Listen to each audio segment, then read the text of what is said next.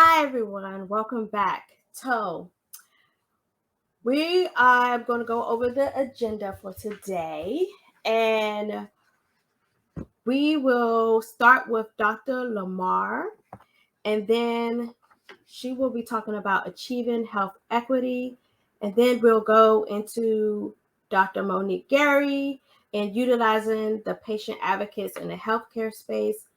And then we will move to Miriam Lusberg and debunking common folklore for the patient. And then we'll go into the metastatic disparities in research NBC project with Nicole Wagay and Colleen Nguyen. And then we'll definitely go into our roundtable discussions, and it's going to be a fun day. All right. We are about to introduce our first speaker. All righty. So our first speaker of the day is Dr. Lamar, Dr. Zanetta Lamar. Dr. Lamar is a hematologist, oncologist at Florida Cancer Specialist. Before joining Florida Cancer Specialist, Dr. Lamar was an associate professor at the Comprehensive Cancer Center of Wake Forest Baptist Medical Center in Winston-Salem, North Carolina, achieving health equity. This is her topic for today. All right. It is such a pleasure to be with you today. I'm so excited. Thank you so much to NBC for inviting me to talk on this very important topic. I'd like to thank Jamil and all the organizers who helped to put this very important conference together. Again, my name is Dr. Zanetta Lamar. I am a hematologist and oncologist down here in Florida. And I have been tasked to talk with you today about achieving health equity. This is a very, very important topic to me. And really, I always like to start with kind of what is, um, kind of what is health equity? I know that's what this conference has been about, but really, health equity is achieving your healthiest potential. It's like reaching for the stars in terms of your health. Unfortunately, we know that there can be barriers to treatment, particularly in our minority communities. We know that even though Black women are diagnosed with cancer at about the same rates as other people, we know that there is an increased risk of dying. We know that those numbers can go even higher when you're younger than 50. And so there are so many barriers to achieving your healthiest potential. We know that um, some of the problems may be whether it's the biology of the disease. We know that triple negative breast cancer can be more aggressive and can be seen more in our Black community. We know that sometimes there can be insurance, lack of adequate insurance. Or no insurance at all, access to facilities. I mean, I could go on and on and on and on about why there are disparities in care. But I tell you, when I was thinking about this topic, I didn't want to just focus on the problems because we know what the problems are. And I wanted to think about you at home who are METAvivors. You're dealing with this every day, and you say, hey, I know that there are these big problems, but how can I on an individual level achieve health equity? And that's kind of what I wanted to focus my talk on today, how we can as individuals achieve our health equity. But before I even get there, I want to give a shout out to the people, to the smart people who are doing it on a larger stage, right? We know that, the federal government, they're doing things to help eliminate disparities. My very good friend, Dr. Karen Wingfield, was just appointed by the president of the U.S. To be an advisor. We have a seat at the table on a community level. Organizations like NBC are incredible to bring people together. We know that institutions and states are really working. A lot of people are now invested in eliminating disparities. But as an oncologist, I'm a boots on the ground, see you in clinic doctor.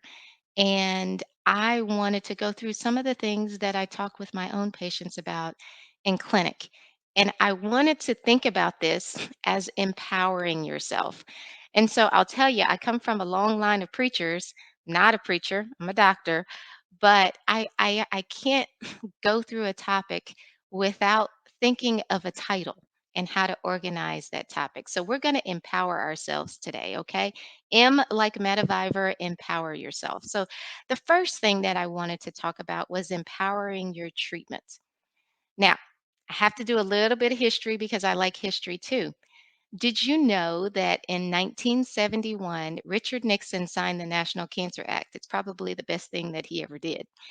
In signing the National Cancer Act, that allowed monies to go into research for cancer. It's one of the reasons why we have the National Cancer Institute. It's one of the reasons why we have clinical trials that have helped improve survival rates for cancer. And so when we think about clinical trials, I cannot overstate the importance of clinical trials when it comes to empowering your treatment.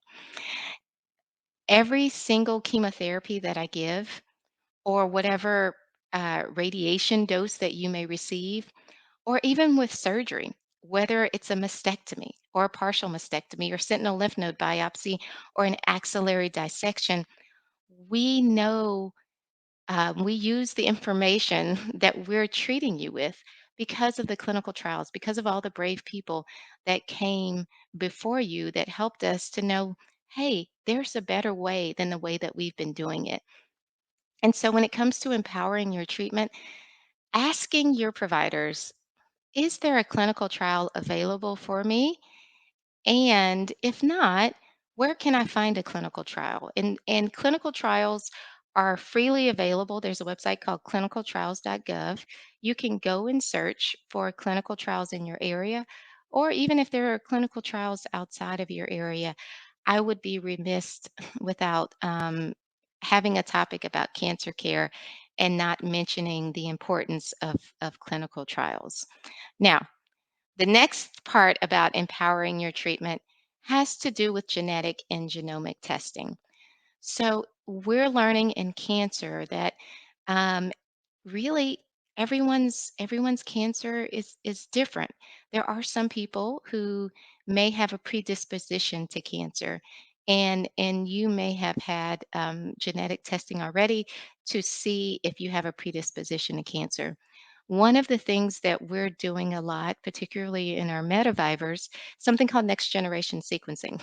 That's when we're doing testing, genomic testing of your tumor, or sometimes we're even doing testing of your blood to see if there are variants that may allow me to give you a particular drug that may not have been normally used for something like breast cancer. So when we're empowering your treatment, when you go into clinic next week, I want you to talk to your team and say, hey, are there any clinical trials that I may be a candidate for? And two, have I had all of the testing that I should have to make sure that we are maximizing all of your treatment options? The next thing with empowering your treatment, one is just saying, hey, doc, is the treatment that you're giving me standard? What are some things that I can do to support myself during this treatment? One of the things that I'm really seeing is it's not just the treatment, it's the support that you have during treatment. It's actually one of the reasons why I think clinical trials are so important. We even know that some people on clinical trials, even if they're getting standard treatment, may tend to do better, whether that's a result of the people who were picked to be on the clinical trial or whether it's because of the support that's available. We're not completely sure, but support during treatment is vital. And so when you're going into clinic and you have these treatments, I want you to ask your team, what kinds of things can I do to try to mitigate some of the side effects of therapy? Because we really want to focus on your quality of life but we also want to give you effective therapies. And we know that if we can't safely get you through treatments, that can be associated with worse outcomes. Okay. So when we empower ourselves, the first thing that we are going to do is empower our treatment. And that's actually a nice segue into my next part, which is called empowering your information. When I was thinking about achieving health equity on an individual level, and I was thinking about what are some of the barriers that I am seeing in clinic right now to people with achieving their health equity, I'll be honest, one of the things that I think is a barrier right now is the role of misinformation. So, really, over the past year and a half to 2 years, there's been an explosion of information that's available. And I think that's fantastic. And I know you know when you have a diagnosis of cancer, everyone has a solution for you. You have people that come out of the woodworks to give you different treatments, ops to say, what their sisters, brothers, cousins may have done and how it positively or negatively affected them. And it can really be overwhelming. So when we're thinking about your treatment and the information that you're receiving, actually did you know sometimes even Facebook knows you have cancer and there can be algorithms that are targeted to you? And so I want you to vet your sources of information. Okay. Make sure it's coming from people that you trust.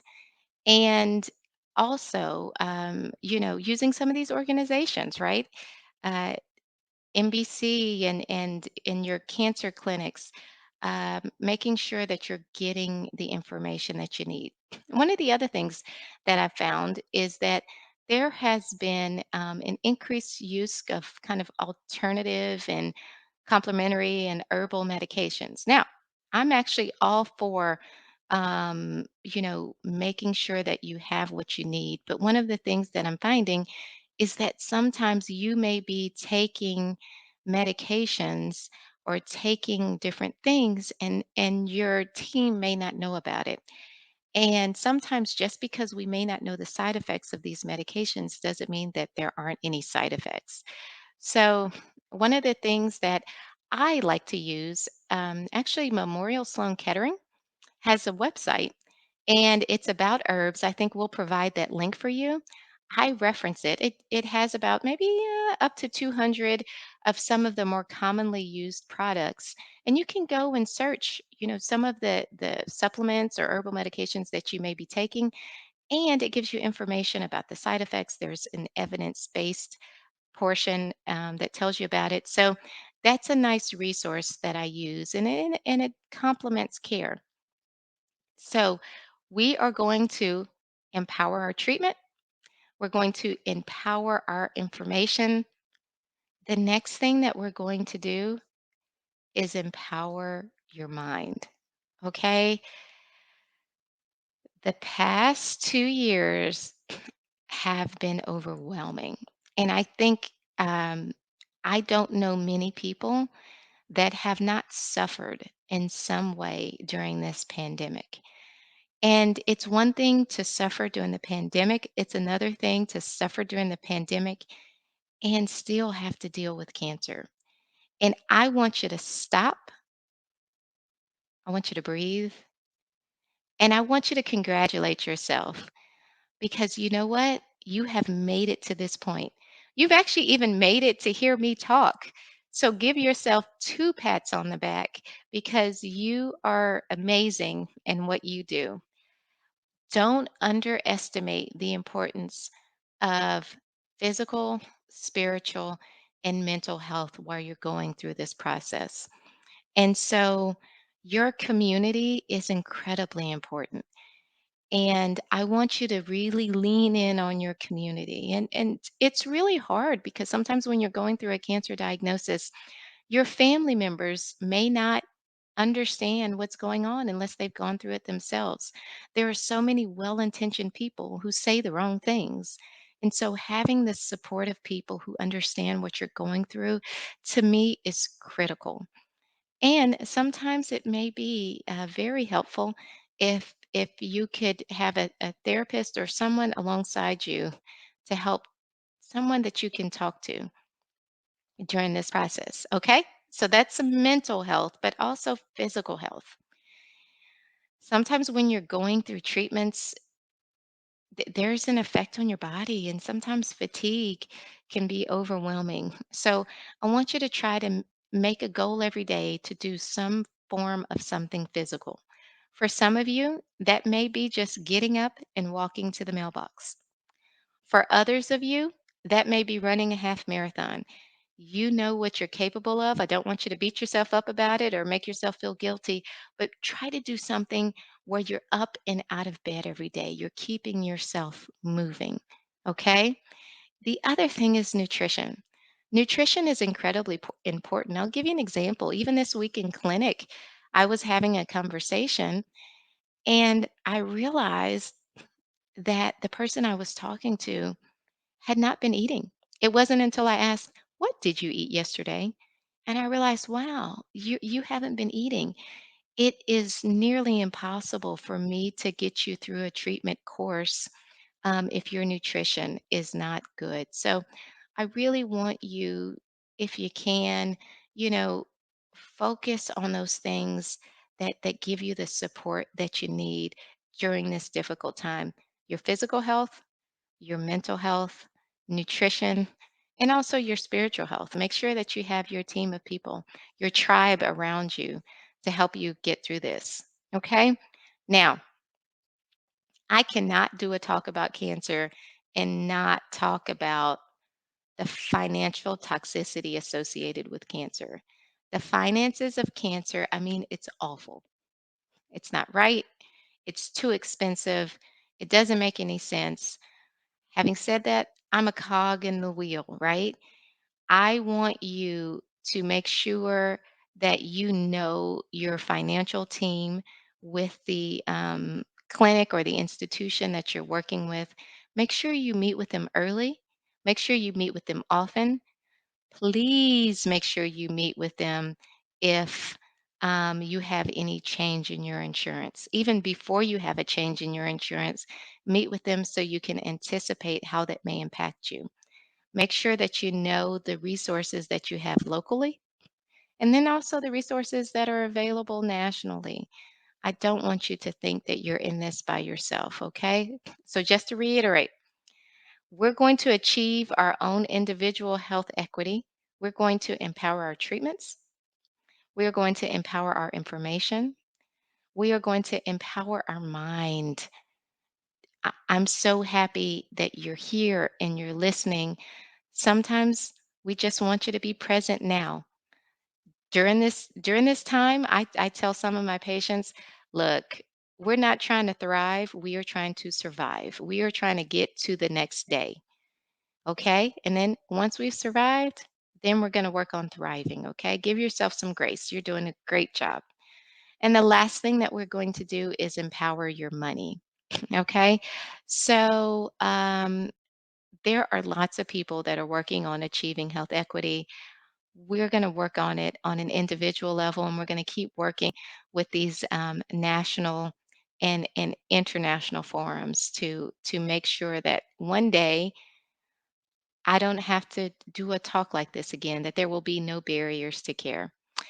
Well, it was a pleasure to talk to you. I wanted to give a shout out. I am a part of a podcast called Three Black Docs. I talk with Dr. Karen Winkfield and Dr. Tiffany Avery. We talk about these things all the time. We'd love to have you listen.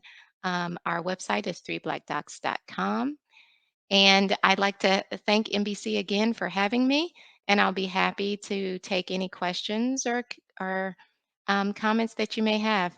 Thank you so much for your time. Oh, that was wonderful, Dr. Lamar. Thank you. I really resonated with everything that you were saying. You really touched on a lot of components, Mhm. especially about quality of life. In the metastatic Yes. breast cancer community, we don't tend to focus a lot on quality of life. And I don't know if have you seen any a lot of research around quality of life, in particular for the metastatic community? So I can't tell you how important quality of life is because I really think that if your quality of life is good, it resonates in every single aspect of your care.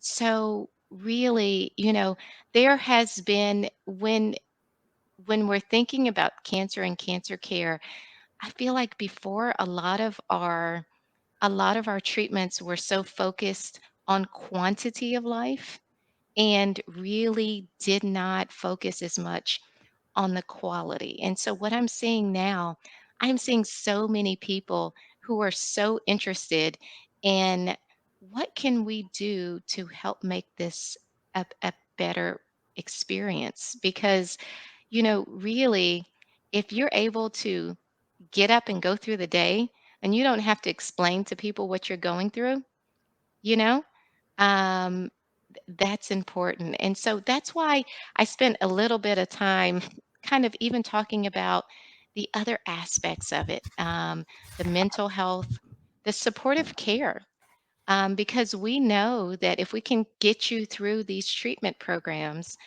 um, that can help with quantity and quality, but we really need some of those supportive care things.